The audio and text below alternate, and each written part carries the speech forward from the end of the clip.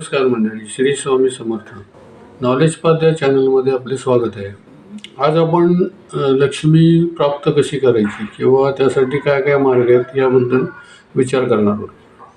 आता लक्ष्मी म्हणजे लोकांना फक्त पैसे आणणे, सॅलरी मिळणे, त्याच्यानंतर धंद्यामध्ये पैसे येणे एवढंच फक्त वाटतं. पण तसं नसून लक्ष्मीची विविध रूपं असतात. त्या विविध रूपांविषयी आपण काही गोष्टी जाणून घेणार आहोत. आता पहिलं रूप म्हणजे आरोग्य लक्ष्मी. आरोग्य लक्ष्मी सर्वात महत्त्वाची लक्ष्मी असते आणि ती लक्ष्मी घरात जर नसेल तर आपण कुठलीच लक्ष्मी किंवा सॅलरी किंवा बिझनेसमध्ये कुठेही काही पैसे असे मिळवू शकत नाही. कारण जर आरोग्यच नसेल तर त्याचा काही उपयोग नाही. त्यामुळे आरोग्य लक्ष्मी येणे हे खूप महत्त्वाचं आहे. त्यासाठी जे काही विविध उपाय असतात ते मी पुढच्या ह्याच्यात सांगणार आहे. आता पुढची जी आहे लक्ष्मी ती धान्य लक्ष्मी असते. म्हणजे पूर्वी शेतकरी वर्गामध्ये धान्य जे वर्षभर तो काम करून जे धान्य मिळायचे त्याला आपण तो लक्ष्मी म्हणायचा किंवा ऊस असायचा. आपण लक्ष्मीपूजनाला बघा ऊस आपण हे करतो, पूजा करतो ऊसाची. तर पूर्वी ऊसाला आपण लक्ष्मी मानायचो. आता हे वेगवेगळ्या प्रकारचे ज्या काही लक्ष्मी आहेत ह्या तो घरात आणून साठवून मग त्याचं पुढं त्याच्यावरती काम करायचं. ह्या लक्ष्मी आता आपल्याला काही लक्षात येत नाहीत, कारण का आता काही शेतीवाडी नसल्यामुळं त्या लक्ष्मी लक्षात येत नाहीत. पण त्या लक्ष्मी खूप महत्त्वाच्या आहेत. आता पुढची जी लक्ष्मी आहे ती म्हणजे पशुधन जे पूर्वी असायचं, म्हणजे गाई, म्हशी, बैल हे ते जे काही घरामध्ये असायचं तर ते पशुधन म्हणून समजलं जायचं. कारण पूर्वी जी काही शेताची मशागत वगैरे असतात ते बैल लावून केली जायची. म्हणजे त्याच्यातनं आपल्याला ती लक्ष्मी मिळायची. म्हणजे त्याच्यातनं धान्य उगवायचं, धान्य विकून मग त्याला पैसे मिळायचे, अशी प्रकारची जी लक्ष्मी. मग ते पशुधनालाही खूप महत्त्व आहे. त्याच्यानंतर वैभव लक्ष्मी म्हणून असते. आता वैभव लक्ष्मी म्हणजे कसं की वैभव जे प्राप्त होतं माणसाला, म्हणजे ऐश्वर, वैभव, तर ते लक्ष्मीच्या सुरक्षित आशीर्वादाखाली असलं तरच ते व्यवस्थित आपल्याला उपभोगता येतात. जर का चुकून आलेलं वैभव असेल किंवा कुठल्या तरी दुसऱ्या मार्गाने आलेलं वैभव असेल तर ते आपल्याला अजिबात त्याचं सुख घेता येत नाही. त्यामुळे त्या वैभव लक्ष्मी किंवा ऐश्वर लक्ष्मी याला पण प्रचंड महत्त्व असते. आणि त्याच्यानंतर धनलक्ष्मी म्हणजे आपण सॅलरी असते आपल्याला किंवा उद्योगामध्ये आपल्याला नफा होत असतो किंवा वेगवेगळ्या पद्धतीने आपल्याकडं चांगल्या मार्गामधनं जी लक्ष्मी येत असते तर त्याला आपण धनलक्ष्मी म्हणतो. तर या सर्व गोष्टी वेगवेगळ्या लक्ष्मी आहेत. आता या लक्ष्मी मिळवण्यासाठी काय काय मार्ग आहेत, तर त्याच्यामध्ये मी काही मुद्दे काढलेले आहेत ते मी तुम्हाला सांगतो की त्याच्यात काय काय मुद्दे आहेत. पहिली गोष्ट म्हणजे अपार कष्ट. अपार कष्ट हे खूप महत्त्वाचे आहेत की त्यासाठी अपार कष्ट आपल्याला करावे लागतात आणि योग्य सुसंगत मार्गाने जर कष्ट करत गेले तर आपल्याला भरपूर लक्ष्मी किंवा पैसा मिळू शकतो. आता दुसरी आहे ती नियमित कर्मे. आता जी आपण नियमित कर्म असतात आपल्याला जे दिलेली आहे ती की वेळच्या वेळी ऑफिसला जाणे किंवा वेळच्या वेळी उद्योगासंबंधी वेगवेगळ्या गोष्टी करणे, त्याच्यानंतर कॉशियस राहणे, त्याच्यानंतर ज्या काही आपल्या फायनान्शियल ज्या काही गोष्टी असतात ते योग्य वेळेला करणे किंवा त्याला हे उशीर होऊ न देणे, त्याच्यानंतर आपल्या संबंधी जे काही कामं असतात ती योग्य रीतीने पार पडणे, ही जी नैमित्तिक जी काही कर्म असतात ही आपण योग्य रीतीने पाडलीच पाहिजे. त्याशिवाय आपल्याला लक्ष्मी प्राप्ती होऊ शकत नाही. आता तिसरा जो मुद्दा आहे तर तो श्रद्धापूर्वक जे आपण कर्म करत असतो ह्याला खूप महत्त्व आहे.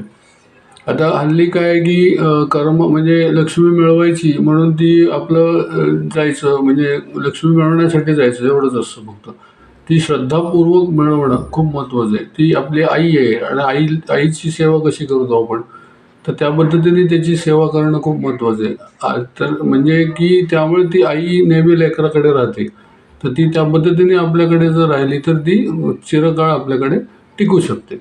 आता पुढचा मुद्दा जो आहे ते चांगले आरोग्य. ह्या बाबतीमध्ये खूप महत्त्वाचं आहे. आपण पहिला मुद्दा जो घेतला की आरोग्य लक्ष्मी, तर ते चांगले आरोग्य यासंबंधी खूप प्रॉब्लेम सध्या दिसत आहेत समाजामध्ये की आरोग्य लोकांना नाहीच आहे. नुसते पैसे मिळवण्याच्या मागे लागलेत पण त्यासंबंधी आरोग्य लक्ष्मीच त्यांच्याकडे नाही.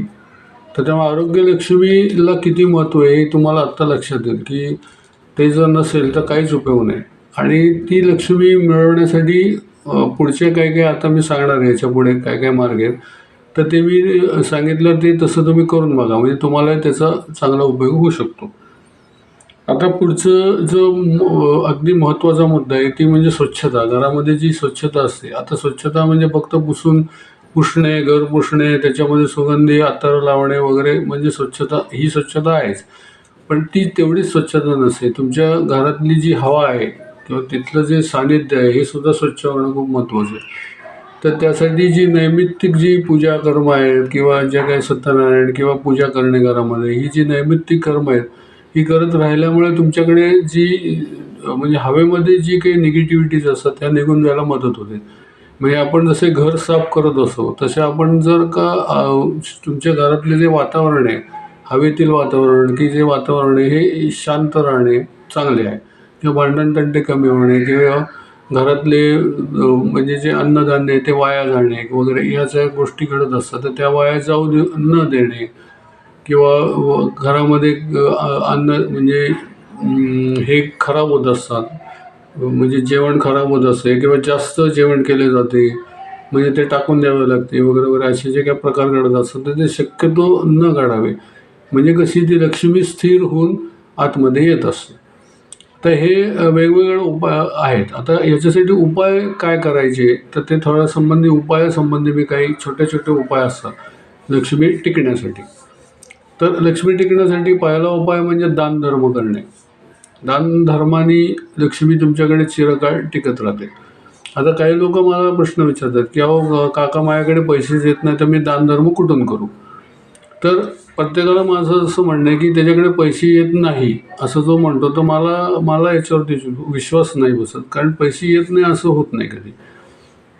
जर तुझ्याकडे 1 रुपया आला तर तू त्यातलं 10 पैसे दान कर, त्याच्यामध्ये तुला चांगली पुढे निष्पत्ती त्या दानाची होऊ शकते. आणि दान त्याच्यासाठी नाही करायचं की मला पुढं चांगलं मिळावं म्हणून दान करतोय. आपण अत्यंत निस्वार्थी भावाने जर दान करत गेलं तर नक्कीच तुमच्याकडे ती लक्ष्मी येऊ शकते. आता अगदी सायंटिफिकली विचार केला की एखादी गोष्ट तुमच्याकडे आहे आणि तिचं आपण देऊन टाकलं, तिथं जागा मोकळी होते. ती मोकळी झाल्यानंतर ते जेव्हा तिथं भरायला ती लक्ष्मी येते, मग लक्ष्मी दिली तर लक्ष्मी भरायला परत येते. जसं पाण्यामध्ये समजा एखादं खड्डा म्हणजे पाणी एका जागेवरून दुसऱ्या जागेवर गेलं समजा पाणी, तर ती पोकळी भरण्यासाठी काढण्यासाठी इकडनं तिकडनं पाणी तिथं येतं आणि ती पोकळी भरली जाते. तर तशा पद्धतीचं जे दानधर्म जर तुम्ही करत राहा तर दानधर्मामध्ये तुमची जी लक्ष्मी बाहेर जाते तर ती वेगाने तुमच्याकडे सरकत जाते, वेगवेगळ्या मार्गाने तुमच्याकडे येते. तर दानधर्म हा त्याच्यातला फार सुंदर उपाय आहे. दुसरी गोष्ट म्हणजे आरोग्य टिकवणे. घरामध्ये आरोग्य, स्वतःचे आरोग्य, कुटुंबाचे आरोग्य, त्याच्यानंतर वातावरणातले आरोग्य हे टिकवणे खूप महत्त्वाचं आहे. तर त्यासाठी काही काही छोटे छोटे उपाय असतात की आता उमरापट्टी आहे, उमरापट्टीवरती हळद, त्याच्यावरती भीमसेनी कापूर आणि आपली तुरटी असते याचं मिश्रण करून लावणे, त्याच्यानंतर कलशावरती नारळ ठेवणे, असे छोटे छोटे उपाय करू शकतो आपण. त्याच्यानंतर धूप दीप प्रज्वलन करणे, त्याच्यानंतर संध्याकाळच्या वेळेला न झोपणे. म्हणजे आपण जे लोक आजारी असतात त्या आजारी लोकांनाही आपण उठून बसवतो त्यावेळेला. तर आपण जर का चांगले आहोत तर आपण जागे राहावे. लक्ष्मीची वेळी संध्याकाळची असते. आता तुम्ही बघा की लक्ष्मीपूजन हे नेहमी अमावस्येला संध्याकाळी असतं, तर ती वेळ जी असते ती लक्ष्मीची असते. त्यामुळे संध्याकाळी जर का तुम्ही तिला चांगल्या रीतीने जर का हे केलं, सन्मानाने तिला आत आणलं तर ती चिरकाल तुमच्याकडे राहू शकते. आता या सर्व फ्रिक्वेन्सीज असतात, लक्ष्मीच्या फ्रिक्वेन्सीज असतात, ह्या संध्याकाळच्या वेळेला सुबंध वातावरणामध्ये प्रसारित होत असतात. तर त्या जर का तुमच्याकडे तुम्हाला आणवायच्या असतील तर तुम्ही घरामध्ये स्वच्छता ठेवा, त्याच्यानंतर धूप दीप लावा, चांगले अत्तर नंतर उदबत्त्या धूप लावून ठेवा किंवा परमेश्वराचं चिंतन करा किंवा काही स्तोत्र म्हणा ज्याच्यामुळे ती लक्ष्मी तुमच्याकडे खेचली जाईल. असा हा एक उपाय. त्याच्यानंतर पुढचा उपाय असं करायचं की तुमचं जे काम दिलेलं आहे तुम्हाला ते तुम्ही योग्य रीतीने करायला पाहिजे, वेळेत करायला पाहिजे. त्यासंबंधीचं काही चुका होत असतील तर त्या चुकांचं परिमार्जन वेळच्या वेळी करणं महत्त्वाचं आहे. की उद्या करू, आज करू, परवा करू म्हणून ते चुका तशाच पुढे सरकवत जातो आपण. मग त्यातनं सगळं कामाचं नुकसान होत जातं आणि मग त्यातनं आपल्याला जे काही मिळणारं पैसा आहे किंवा त्यातनं मिळणारं जे श्रेय आहे ते आपल्याला मिळत नाही, कारण तिथं आपल्याला चुका होत असतात. अशा वेगवेगळ्या ज्या गोष्टी आहेत तर त्या अशा वेगवेगळ्या गोष्टींमध्ये आपण जर फरक करत गेलो तर आपल्याला खूप छान त्याचा रिझल्ट मिळू शकतो. आता हा तुम्हाला व्हिडिओ आवडला असेल तर या व्हिडिओला लाईक करा आणि माझ्या चॅनलला सबस्क्राईब करा. आता यासंबंधी तुम्हाला आणखीन काही माझ्याशी बोलायचं असेल किंवा आणखीन काही याच्यामध्ये सुचवायचं असेल तर तुम्ही मला याच्या खाली सजेशन करून सुचवू शकता. धन्यवाद.